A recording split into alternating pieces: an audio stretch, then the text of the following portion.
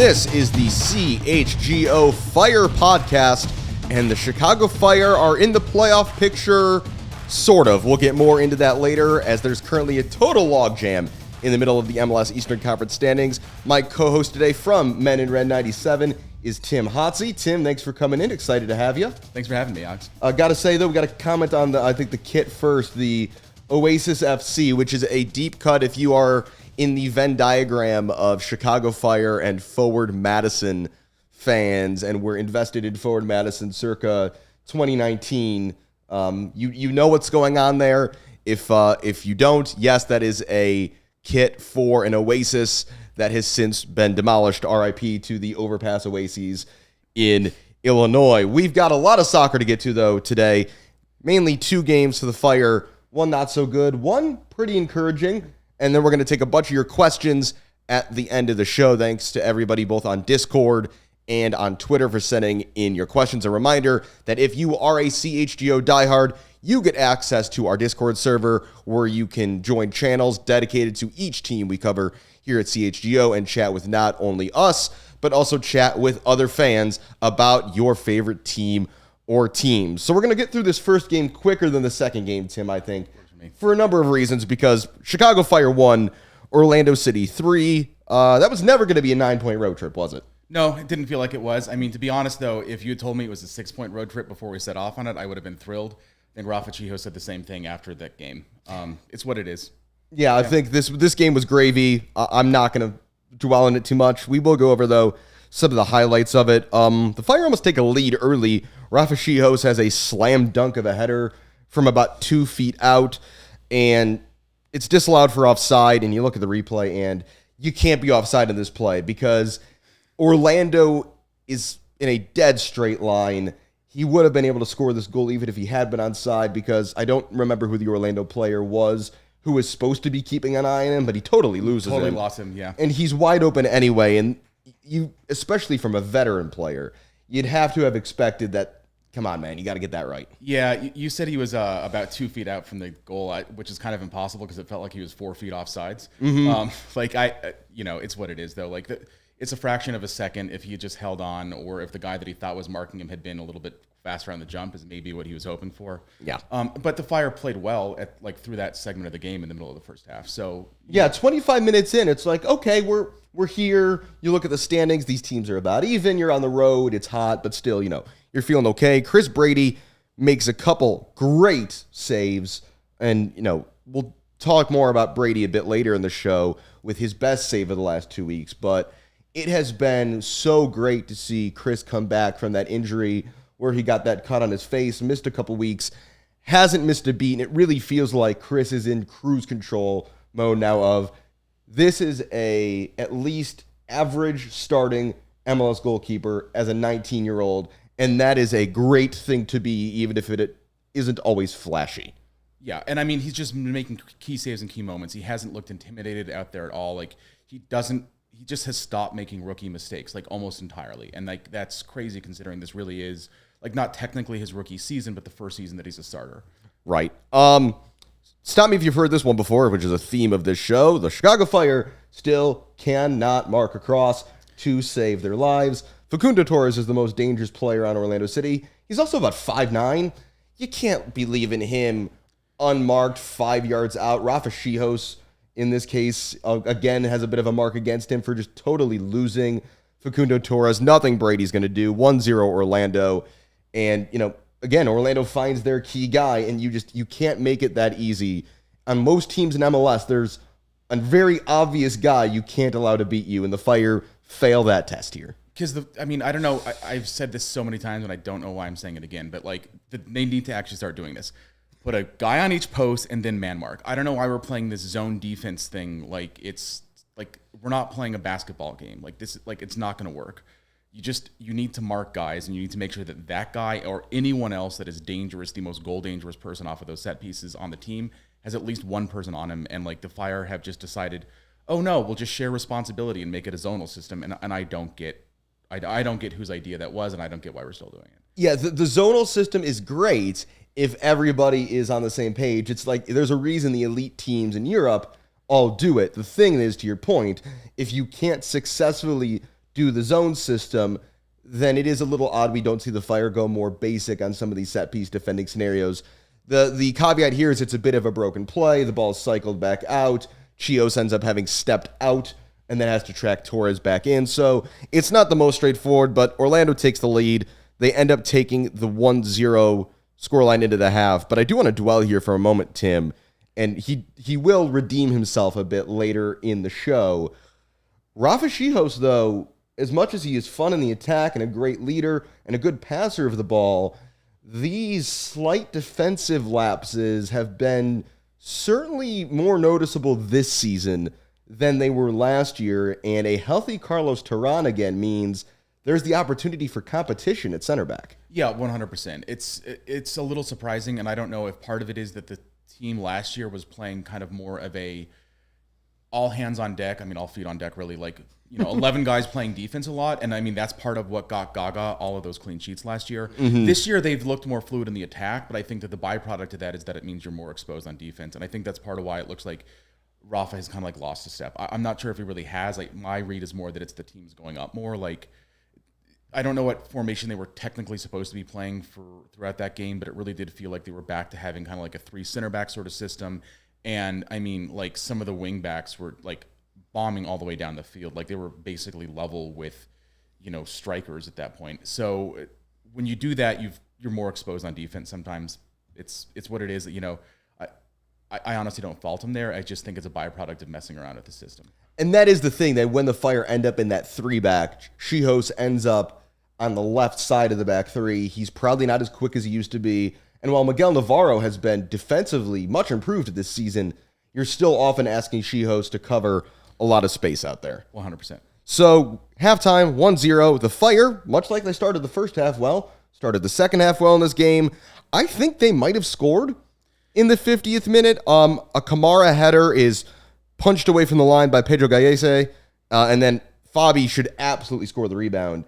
I'm not convinced that Kamara header is not over the line, and I think we've talked about this on the show before. How, in the year 2023, do we not have goal line technology in Major League Soccer? It's got to be one of the only leagues in the world that has invested in VAR this long and this early that doesn't have goal line technology. It seems crazy. Now, part of it is, and this is kind of, you can't always have your cake and eat it too, MLS VAR does not include the very close offside checks you see in the European leagues, because a couple years ago, Don Garber, the commissioner of Major League Soccer, just basically made a blanket statement and said, we don't have the camera capability to do that. And between the lines, what he was saying is, we're not going to do it. And I actually like that. I like that we don't have to go to the dotted lines and the referees are just looking, they've lumped offsides into clear and obvious, even though IFAB has said explicitly don't do that. And so I think where MLS might be here is, if you put the cameras in, then you've got to do the whole offsides thing, and that's a layer they don't want to add to the referee's plate. And especially in a world where almost all MLS teams are now playing in soccer-specific stadiums, and the handful that aren't, like the Fire, for example, are in a stadium with 1 million camera positions, right, because it's an NFL building. The goal line technology thing is something they could absolutely do if they wanted to. And this is an instance where maybe that ball's not in the net, but it would be nice to know for sure. 100%. Yeah, it just makes people feel more confident in the game. So anyway, Fabi should score the rebound anyway. So that should be 1-1. And as typically happens in this sport, when you miss a golden opportunity, you are quickly punished for it. Orlando gets a really cheap penalty kick. 3 minutes later, a ball bounces awkwardly up onto Fabian Herbers' hand. It's a penalty. His arm's out. He doesn't know anything about it. Facundo Torres scores his second of the night, 2-0. And then, again, the Fire have a chance to get one right back. Shaqiri sends one into the stratosphere from about 10 yards out. But then the Fire get their own PK. But I think there's an opportunity to talk here. And this can be the one thing we reference about the Nashville game, since I didn't have it clocked as a timeline item for later.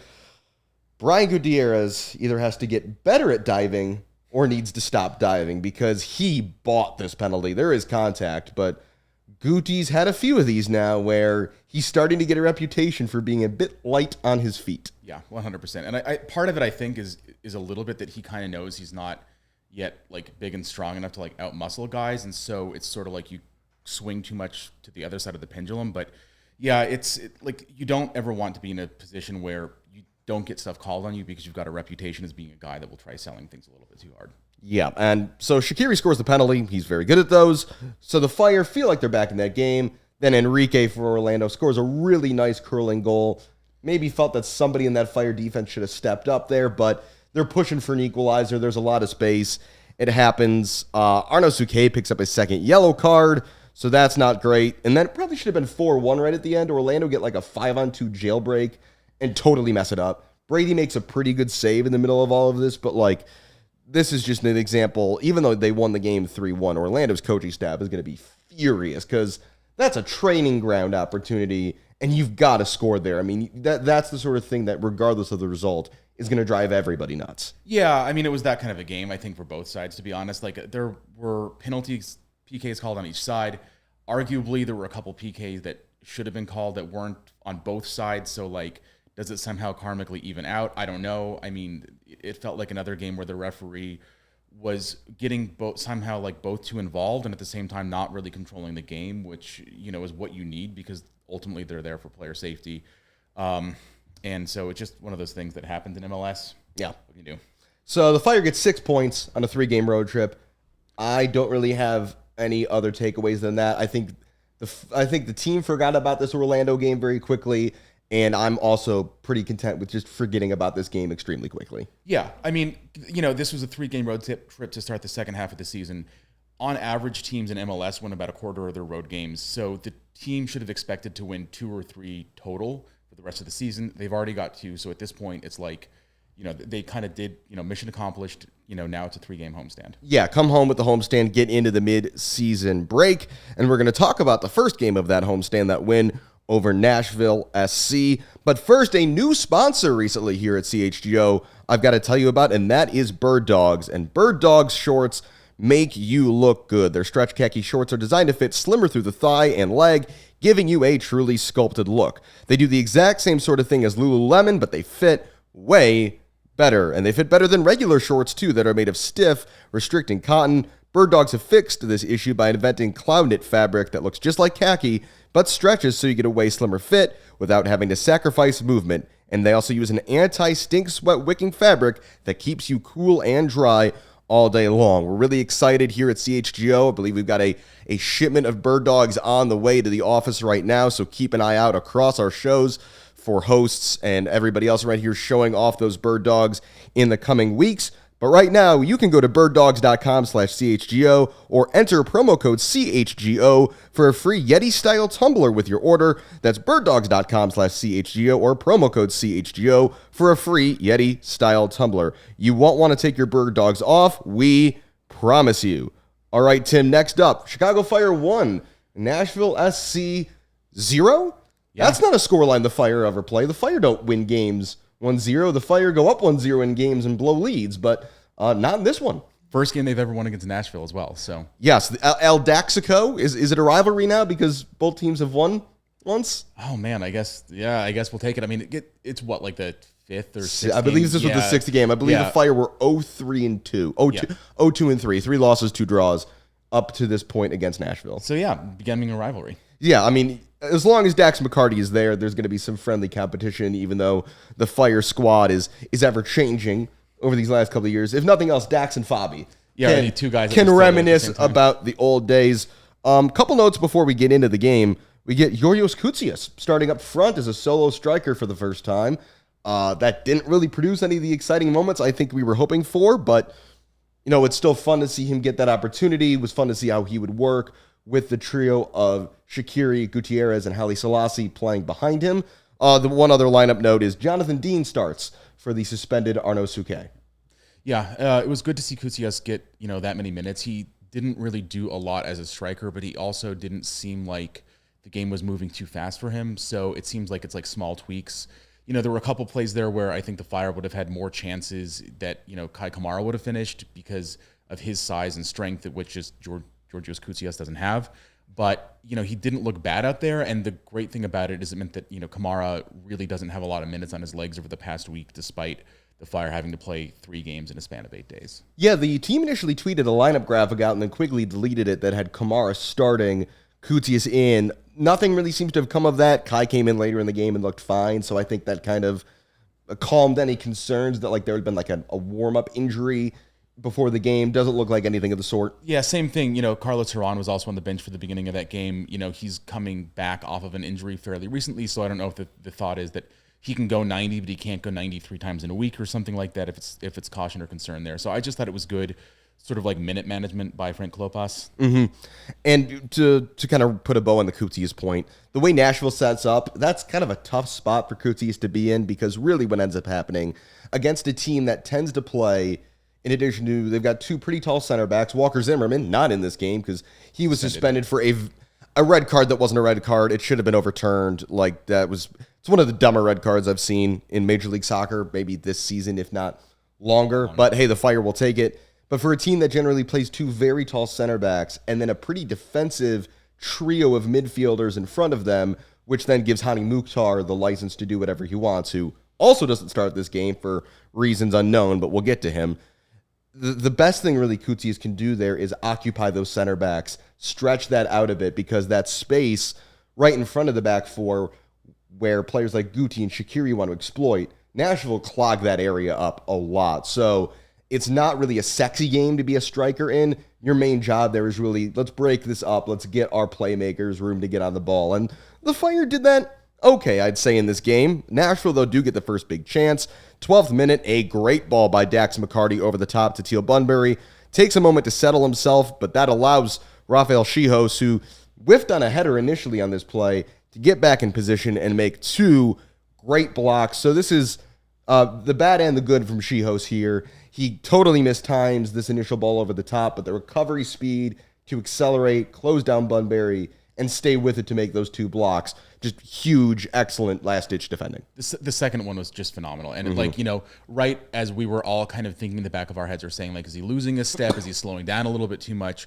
You suddenly get him just full on, like, looking like a 26-year-old guy, like, in the prime of his career. Right. And, yeah, just great to see. Nothing much happens for the following 20 minutes. Nashville really struggling to put anything together, and they're defensively pretty stout, so that keeps the Fire largely in check.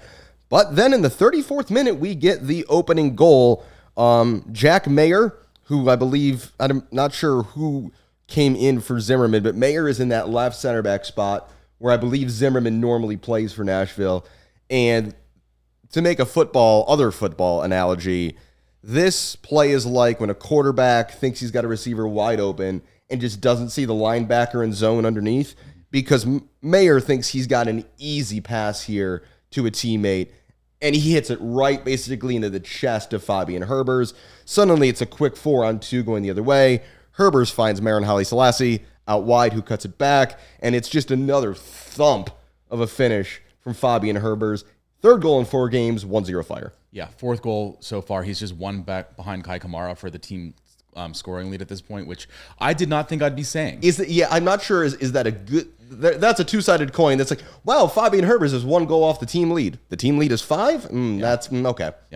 Yeah. I mean, it's not phenomenal, but I mean, again, like to be honest, like 4 goals at this point in the season from Fabian Herbers is more than you would have expected at any point, especially considering that he kind of has started mostly on the bench this season. So, and when he plays, he's played more in the pivot than he's played in that attacking midfield line. So we're going to talk maybe a bit more about him in the mailbag section. He does seem to be showing up in the right place at the right time at the top of the box quite a bit. Is that a skill? I think we'll get into that a bit later. Go ahead. One good thing, like, you know, just shout out to Marin Haile Selassie and how quick he was for getting that ball to Fabian Herbers. But, you know, one of the issues the Fire have had is there will be those, like, seconds or fraction of a second where there's an opportunity. But by the time that a guy, like, you know, settles the ball down at his feet, looks around and stuff like that, it's completely gone. And he just moves quickly. He sees what's going on. He's got that kind of awareness and the speed to make it happen. And also, while we're on the Marin Haile Selassie topic, shout out to your colleague and former guest host on the show, Alex Calabrese. He interviewed Marin last week. It will still never not be funny that Marin is descended from Ethiopian royalty. If you're a history buff and know your history and the name Haile Selassie sounds familiar to you, yes, it's the same one. He's related to that former leader. He said that he isn't, as far as he knows. As far as he knows? Yeah, as far as he knows, his family are not related to Marin. I'm still going to call him His Royal Highness, especially whenever he scores. But yeah, he says that, you know, like that's one of the things cleared up in the interview. So more you know. So that's a little bit of a letdown. I know. Well, he can still be royalty for the Fire. He can still be royalty for the Fire. He might not be technically His Royal Highness, but anytime it's like, well, that's interesting. So maybe can anybody do some more detective work there? Can somebody get Mayor and Haile Selassie? We need to get a genealogy.com subscription or something like that now, and just because that would be a very very fun. Does genealogy.com do Ethiopia and Switzerland? I do not. know. Let's see the path there. So no, he's come back in from injury. Has looked really really good. Nashville think they score in the 41st minute to tie it up. Mayor has called for a push, which may be exaggerated a bit, but it's a push. No goal, still 1-0. We get to halftime, and man, do Nashville look bad without Hani Mukhtar. I mean, they have a few chances, but it's really, really clear that they don't know what to do when he's not on the field. It's sort of crazy considering we were just talking about how good their center backs are. We were talking about Dax and how good he still is, and yet without Mukhtar, that is the heartbeat of that team, and they just are not the same. It just goes to show what one really good DP signing can do for a team in MLS. But yeah, apparently a slight injury or something like that in training the day before, which is why he didn't get the start. And I mean, thank goodness if you're the Fire, because it really, he is a difference maker, and it was a 1-goal game. And then the inevitable, very scary Hani Mukhtar moment comes pretty early in the second half. It's in the 56th minute. Nashville get a free kick, dead center, 20 yards out from goal. Mukhtar's over it. You know exactly what's coming. And thankfully, so does Chris Brady, who does a great job kind of shuffling immediately to his right, but not overselling it too early, knowing that that's where Mukhtar's probably going. Makes a really, really solid save, and certainly one of the highlight reel saves of the season for Brady, especially given who he was denying. 100%. Yeah, Brady has just looked good. He's looked confident. He's looked composed. He knew exactly where to be, so he's clearly putting in the work in the video room and everything like that. It just is great to see.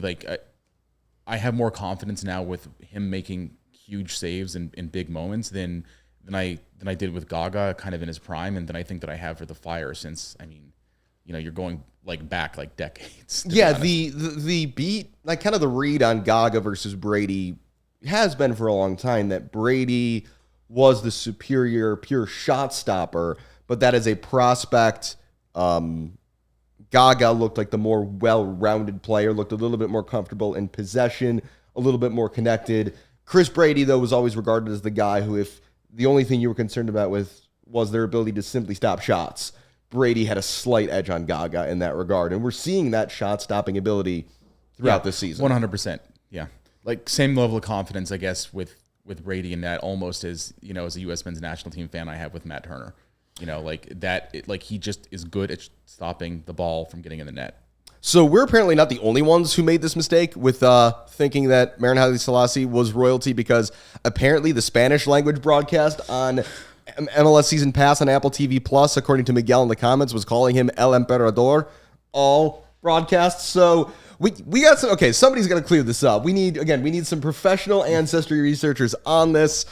And if he's not related at all, if he simply ended up with a hyphenated last name, that's the exact same as a fairly notable historical figure who was eponymous of said last name. That would be an amazing coincidence, and I'd love to hear the story anyway of how that even happened, even if he's not related at all. There's a good story there either way. Somebody with more resources than us. If you could get on that and report back, we would love maybe a book report or a research paper submitted to CHGO or Men in Red 97 on... Anybody want to take a trip to Switzerland and start digging around? Yeah, absolutely. Ethiopia? Anyway, Hani Mukhtar almost scores again. 72nd minute, he rings the post. Then there's just a mad scramble in the box for about 10 straight seconds. That ends with a shot dragged mercifully wide with Brady and the entire Fire defense watching the ball roll wide. And you really did get a sense when that one didn't go in. I think that's when you were allowed to start believing the Fire might actually be able to see this out. If Hani Mukhtar is going to be denied by a sprawling Chris Brady and then hit the post on a shot that Brady had no chance of saving, maybe Hani's just not going to score tonight.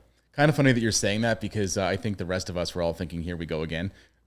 See, that was my thought earlier in the half. I'll be totally honest. When I saw Hani Mukhtar come off the bench, it's I've watched enough Chicago Fire games to know that the most likely outcome of this game is a 2-1 Nashville win where Hani Mukhtar scores both goals. And he had his two opportunities. Just Chris Brady in the post conspired to stop him from getting them. Speaking of amazing goals, there's a joke online these days that there's a Puskas nominee in MLS every match day. Well, Mauricio Pineda almost threw his name in the hat because from all of 30 yards, he just hits the crap out of a ball, grazes the crossbar. And I think, Tim, this is just, it was a fun get off your seat moment, but I think this is a good opportunity to talk about how good Mauricio Pineda has been these last few weeks, both as a replacement for Carlos Terán when Terán went down with another injury. That seemed like kind of a doom and gloom moment after he had just gotten back to fitness. But also Pineda being kind of the Swiss Army knife of he can play the first 60, 70 minutes of a game at center back and look good, and then step into holding midfield and do a job there as well. I've really been pleased to see how well Mauricio Pineda has played as of late in particular. 100%. Like he's, I don't know why under Ezra Henderson he just wasn't getting minutes, because he led the team in minutes overall. I mean, we did switch, starting goaltenders midway through the year in 2021, but he led the team in minutes in 2021 and then just couldn't seem to really get any regular minutes on the pitch last year. It looks like under Klopas, he's kind of once again sort of getting those minutes, and he's just been so solid everywhere he's been put on the field. And, he does, we think of him mostly as a defensive player, but he does have the ability, especially when he's playing in the midfield, to kind of like see down the pitch and get off like fairly good, accurate passes fairly quickly to kind of start things offensively. So it's something that I'm looking forward to seeing more of. Yeah, I tweeted this from the CHGO Fire account yesterday when Pineda was named to the team of the match day by Major League Soccer, that if the Fire are like top couple teams in MLS at anything, Pineda and Chihos as center backs have a better passing range as a combo than just about any pair in the league. Off the top of my head, I think Philadelphia might have something to say about that with Elliott and Glesnes. They're certainly in that category. A couple other teams who might have a shout, but that's a huge asset to the Fire. When you talked earlier about trying to play more expansive soccer this year, part of the reason they're able to do that is having center backs who can pass. Right. And so, yeah, that's been really fun to see. And, Pineda, and I said this about him, and I think he might have kind of gotten typecast.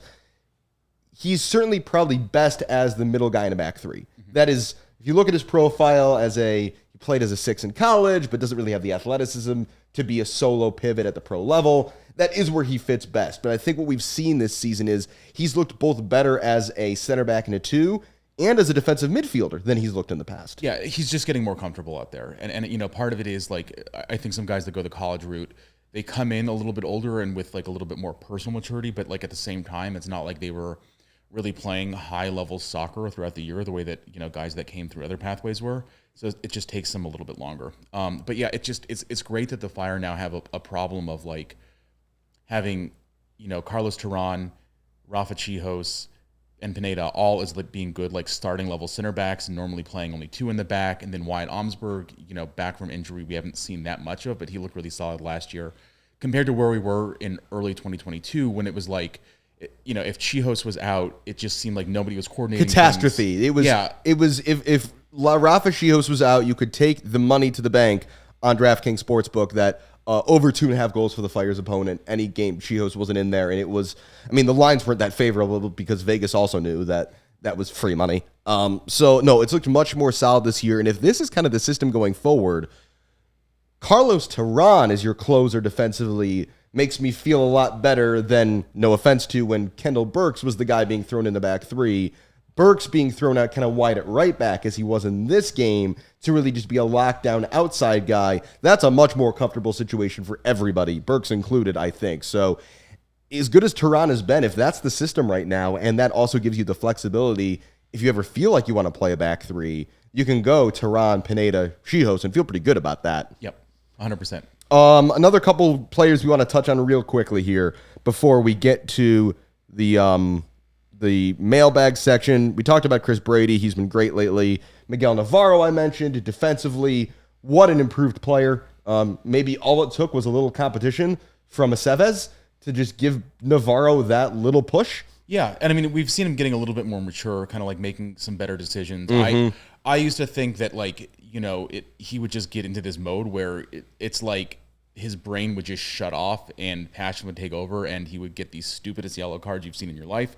That has like mostly gone away, so it's good to see that. And with him playing more disciplined, it's easier to focus on the good parts of his game. Like he is really fast. Like he's not going to be as fast as Onosuke, like making it all the way down the field, right? Playing, but he is a competent wing back. Like there were a couple of times when he was in a space with tons of room around him, ready to get a pass, and it just didn't come his way. I think because people don't yet expect him to be that far up the field and with space, and so it just is like another one of those like, all right, like all the individual elements that we saw are finally coming together in one game at the same time for the guy. And he's still getting call-ins to the Venezuela national setup. He's a pretty locked-in squad player for Venezuela. Certainly, they're not the strongest national team in South America, but I mean, that's still something. It's very likely we're going to see Miguel Navarro playing in the Copa America next summer here in the U.S., so that'll be a fun way for Fire fans to see him in a bit of a different element. Brian Gutierrez, still very good, still hasn't quite put it all together, but right now I think you'll take consistent 7 out of 10 performances from Guti and not worry too much about it. Yeah, and one of the good things that I think we saw in the Nashville game was even though Shaqiri started nominally in the 10 and Guti kind of nominally out on that left wing, they were willing to sort of switch, and it wasn't really it was fluid positioning. Absolutely, and you almost ended up with scenarios where it looked like Shaqiri was taking a free kick, where Shaqiri would come way out left, and Guti would rotate in, and they'd work the ball to Shaqiri, and trying to get crosses into, you'd have Kutias, Guti, Haile Selassie, and maybe even Herbers all kind of crashing forward and kind of creating these artificial set piece-ish situations, which, especially in the modern game, that seems to be the way everybody wants to do it. And when you've got somebody who can deliver a dead ball like Xherdan Shaqiri can, that's something you can take advantage of. Eastern Conference standings. What a mess. Currently, there is a 9-way tie on points alone. A 5-way tie on points alone for the 9th spot. The Fire being one of those teams. Montreal, their upcoming opponent, currently on the top of the heap, based on they've got I believe Montreal has one more win than the Fire, and then it's at 6. And then it's goal difference and all sorts of other things in there. So what would the Fire have to do in these next 2 games for us to feel good about where they are heading into the Leagues Cup / All-Star break? We've got like a month and a half MLS break coming up here on the horizon. Last 2 games are home against Montreal tomorrow, and then home versus Toronto on Saturday, which I don't say this often about the Fire. That's a must-win game. That game against Toronto, who are a total and complete catastrophe right now, is a game they've got to win. So, I don't know. 4 points, I think, would make me feel fine going into the break. How about you? I'd be okay with 4 points, but let's be honest. There's 6 points available here. Absolutely. Montreal has been better after being a car crash out of the gate. They have figured some things out, but they're on the same number of points as the Fire. So we talked about, is it a good thing that Fabi with 4 goals is 1 goal off the lead in the team? Right now, Montreal doesn't have anybody with more than 3. And one of the guys tied for that lead is Chinoso 04. A guy who couldn't get on the bench for the Fire. Right. The other guy is, I'm blanking on his name, but he's been out injured since May, and he's only got 600 minutes this year. So when you can basically take 3 months out of your Major League Soccer season and still be tied for your team lead for scoring, it is crazy how many guys that team shipped away over the past year. It's weird. They're a team that's basically at this point playing for nil-nils, and they're pretty good at it. But it's surprising given that their new coach, Hernan Losada, formerly of DC United, is kind of like a pressing, aggressive coach by reputation. So it's an odd thing they've got going on in Montreal. They don't have a lot of attacking talent. And they just got a striker from LAFC, like a U22 player. Kwadwo Opoku, who could be making his Montreal debut, well, is expected actually to make his Montreal debut tomorrow night against the Fire. I don't know if he's going to start. I don't know what I can really expect. Opoku looked dangerous often for LAFC, but that is a very crowded attacking group. And, when you've got Vela and Buanga as your other 2 members of a front 3, there's not going to be a whole lot of room for expression from Opoku. He's a guy who can play a bit deeper. It'll be interesting to see how Montreal use him, I guess, is the big question. It's hard, so it's maybe a bit hard to know what the Fire are going to get tomorrow night. Yeah, I mean, to be honest, I think it's probably going to be the same sort of system that we've seen from them so far, where Hernan Losada does like his team suppressed. He likes them to run really hard. That has given the team injury issues, and they've been definitely facing that bug down. They want to try to get you with quick counters and punish you after you make a turnover. They don't really have anyone that can punish you right now, though. So like that part is just falling apart for them. So it's a very winnable game, and against a team. The other teams that are tied with 26 points in the East aren't playing tomorrow. So it's dead simple.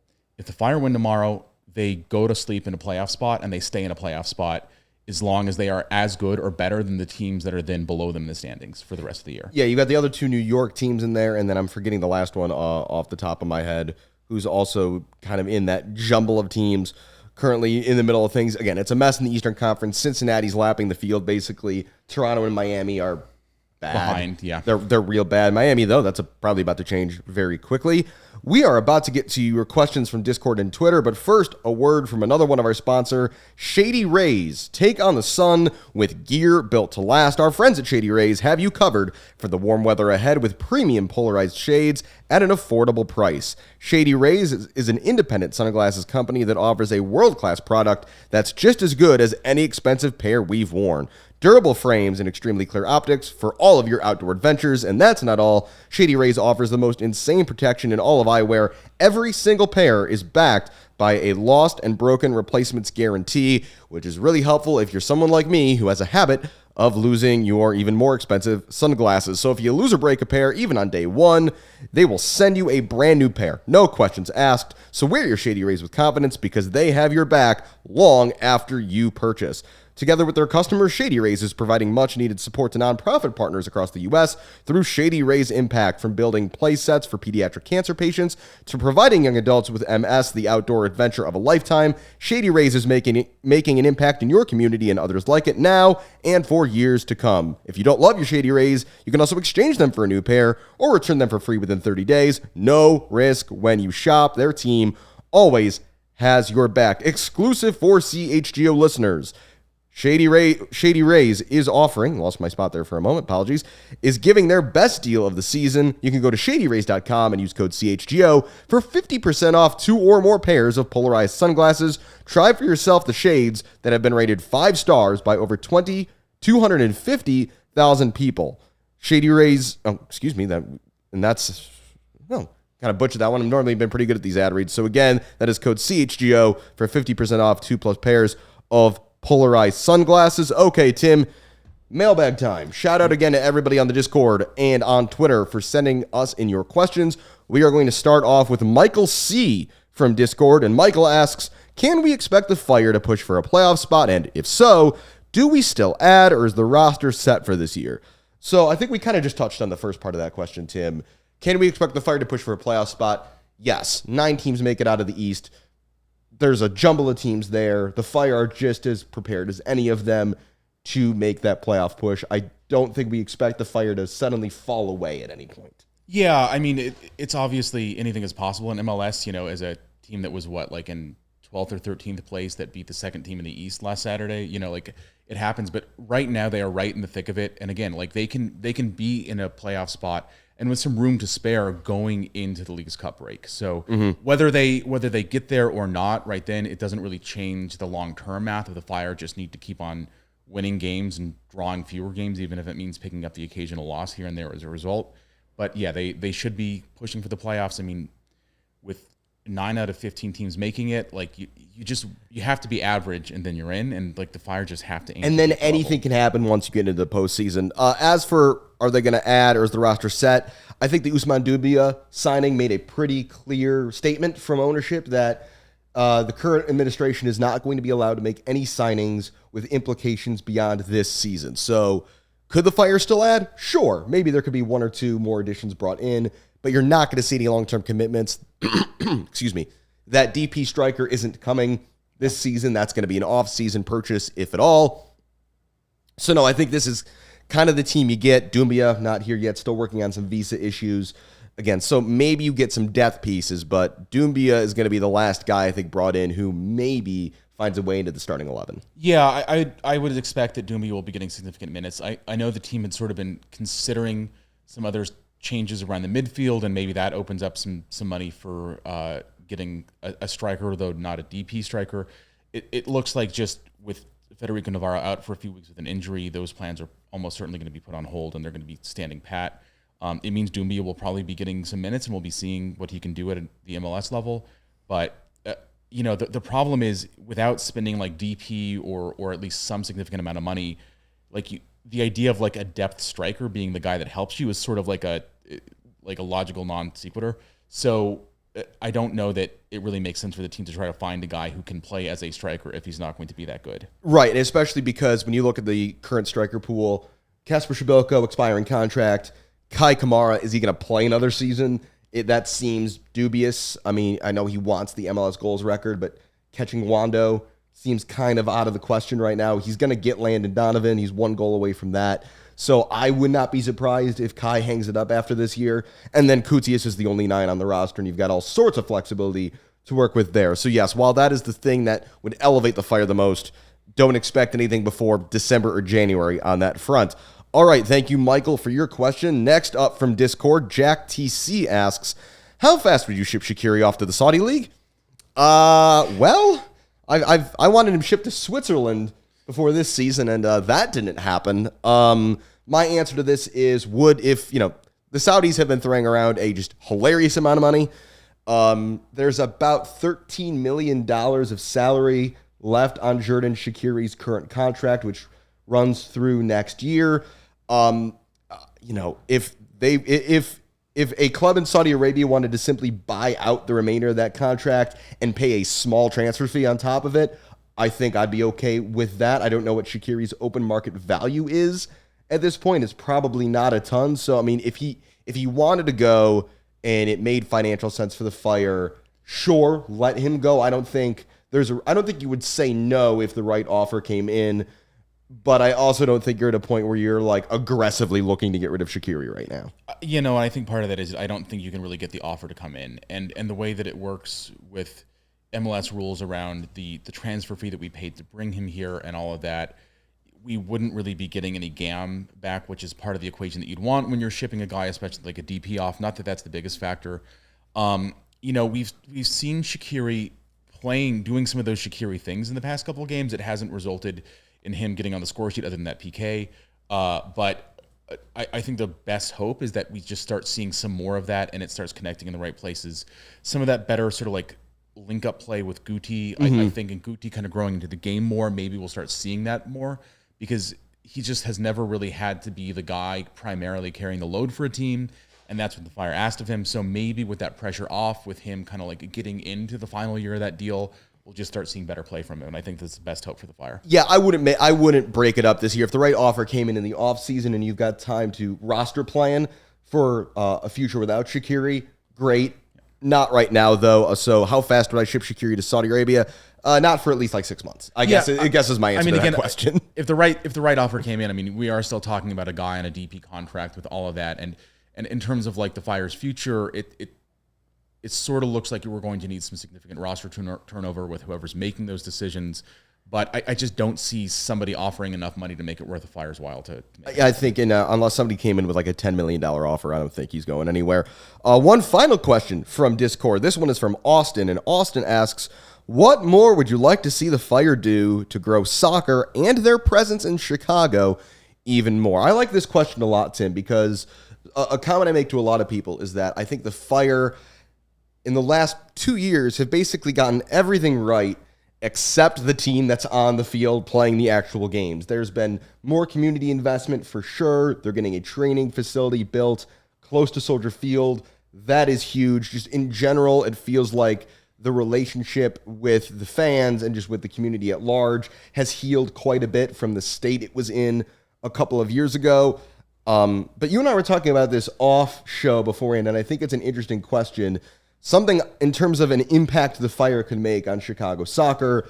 I have, for a while, and I've said this, I believe, on the show before, wanted to see Joe Mansueto put up the relatively small amount of money to purchase the Chicago Red Stars. The Red Stars, as you know, you should be listening to CHGO Red Stars for sure. Sandra, Claire, and the guests they bring in are all great.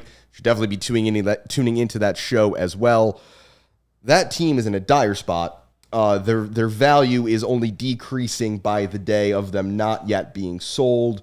And, if you talk about, the Fire have more than the resources, and in terms of where the growth potential of soccer in Chicago is, much like when we think about the Fire, where they were back in 2017 at kind of the peak of them being really good and getting a glimpse of the foothold they could have in the Chicago sports scene. You've seen the same thing with the Red Stars in the past. If you specifically go back to, say, like 2018, 2019, with some of those best teams that were making run to NWSL championship games, and all of that ground has been lost since. It's really bare bones. It's been some really impressive support from the fans who have stuck with them.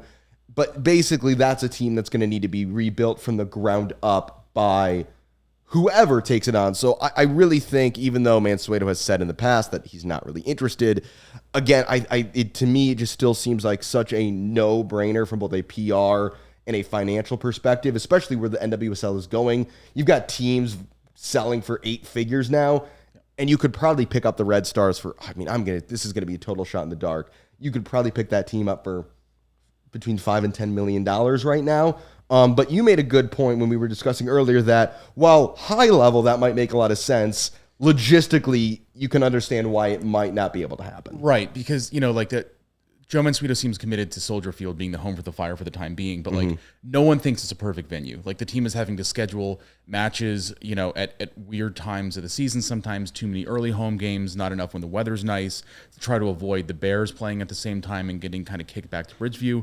Bridgeview wasn't a great permanent home for the Fire. The Red Stars have been amongst the laggards in the NWSL in attendance, when they were good. And right now they are the worst supported team in attendance in NWSL. They're averaging about 3,600 fans a game.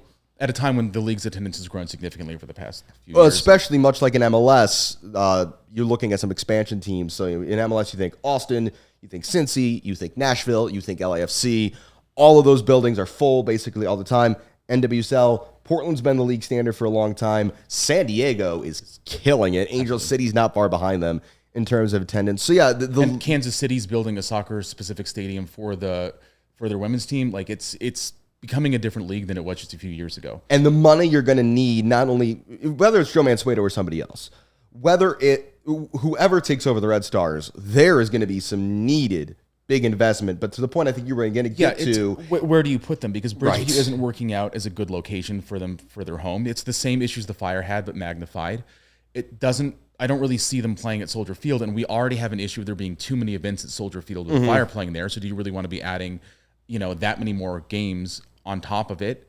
So that's not really an answer. And then do you then what? Like, so you're paying for the Fire to move to the Soldier Field, but you're not paying for the Red Stars to move out of Bridgeview. It just seems like you're not treating your two teams in Chicago equally in that point, and it just becomes, there's not an easy solution. Like, there's not a good parcel of land that can just be developed instantly into a soccer-specific stadium in a location that makes sense for fans. And I don't know what the solution to that problem is, but I think the fact that Joe Mansueto doesn't either, and he doesn't want to make it his problem at this point. Which is fair. The other thing is, and we've alluded to this on the show before, the refinanced lease in Bridgeview is coming due. I don't know if it's this year or next year, but when Mansueto took over the team, I believe he turned it from a 10-year remaining to a 4 or 5 year remaining on that deal. And so that's in the next year. There will be no more Fire financial ties to that building. Now, maybe they will extend it. The team does still have offices there. They still do use it for some games. So that's another thing to keep an eye out for, and that could affect the Red Star situation in the next year. Is if the Fire are going to keep using that building, something new has to be agreed in order for them to stay there once they have paid off that new refinanced agreement they have with the city of Bridgeview. We're running low on time here, so we're going to whip through these last three really, really fast. First one from Twitter, Jiggly asks, is Fabian Herbers actually good, or is he just the only guy making these late runs into the box? My answer to that question is yes. Yes. Yeah, yes and yes. As a Chelsea fan, I would point to Frank Lampard as a goal-scoring midfield legend, largely because he made an entire career out of arriving late into the box and just hitting the crap out of the soccer ball. Fabian Herbers has been doing a lot of that lately. So yeah, I think Fabi's found a niche when he's played deeper, that he can be really effective in the attack from that position. Yeah, and he's still, a lot faster than a lot of guys that you'd be having in that position in the midfield. So I like that energy that he still brings. You're right. Like, it's one and the same thing. Like, even if it just seems like you're getting lucky, if you're manufacturing luck on a consistent enough basis, it's the same thing as being good. Yeah, and in the end of the day, if Fabi's scoring goals from midfield, I don't think we really care how it's happening. We will take the goals. And then finally, we've got a double header of questions here from Peter on Twitter. This first one's real quick. Are the Red Kits coming back? Yes, they are. The club actually responded to a couple people back when they debuted the new crest last season. Red Kits are coming back. While there's not a confirmed date, the Fire are getting a new home kit next year, and Adidas have had the full 2 years since the Fire made the crest change and announced their intent to do that. So, again, it's not confirmed yet, but there is every reason to believe the Fire will be wearing red at home next season. And then finally from Peter, he also asks, more seriously, is there anyone on Fire 2 we should really be paying attention to, be excited about? Justin Reynolds, Andre's younger brother, made the bench for the first time in MLS this season against Nashville. So that's something. But I think, Tim, it's really hard to measure that because the answer is, on the one hand, no. But on the other hand, a lot of guys who are the same age as most of these players on Fire 2 have already made impacts for the Fire just ahead of schedule. 100%. Yeah. I mean, one of the guys that you would be talking about normally in that situation has already been sold to the Premier League for a lot of good money. Actually, two of them, if you think that there's an alternate version of the universe where you sign a 17-year-old kid out of South America and it takes him a year or two before he's ready for the first team, let alone making the first team the second half of that first year and then making it to the Premier League in the offseason. So yeah, that doesn't normally happen that quick. And then you've got Chris Brady and Brian Gutierrez. I mean, basically, the 2003 class of Fire Academy kids was just stupid good. And the fact that 3 of them have basically already hit, you got to just take that to the bank. You've got 2 goalkeepers at that age, which is crazy, plus Guti. Anything beyond that is gravy. So while it would be great to see some of these kids, Javi Casas, Sergio Oriel, Misial Rodriguez, we could go on and on and on. It would be great to see some of them make the league. In terms of the law of averages, the Fire are already out ahead on that specific age group. The other thing is they do have the opportunity to potentially get some people in that they've been using the Fire 2 kind of uniquely to get guys from other sort of countries that are not really primary MLS targets. I'm thinking Amari Glasgow, who plays for the Guyanese national team, and they would have been in the Gold Cup if the team had just made it to that last stage. So I don't think he's about to break into the main Fire lineup, but I like that the team is willing to kind of experiment with Fire 2 and look some places they normally don't look for players to see if any of them hit. Absolutely. So, credit to anybody checking out those Fire 2 games. They're all played in Bridgeview. You can watch them for free on MLS season. Or are they behind the paywall? I don't think they're behind the paywall, but I also have had issues finding them after the fact, so that's kind of weird. Yeah. Anyway, they're out there. Tune in if you're interested. They're cheap tickets to go to. It's great. It's a great atmosphere. If you've got young kids who you're trying to bring to soccer games, it's a really easy environment for that sort of thing. I think they still let you bring your own food and stuff in too, which is really kind of unique for a professional sporting event these days. Yeah, so it's a good family event. Absolutely. And again, you might be watching some stars of Fire Future. Well, that is going to do it for this episode of CHGO Fire.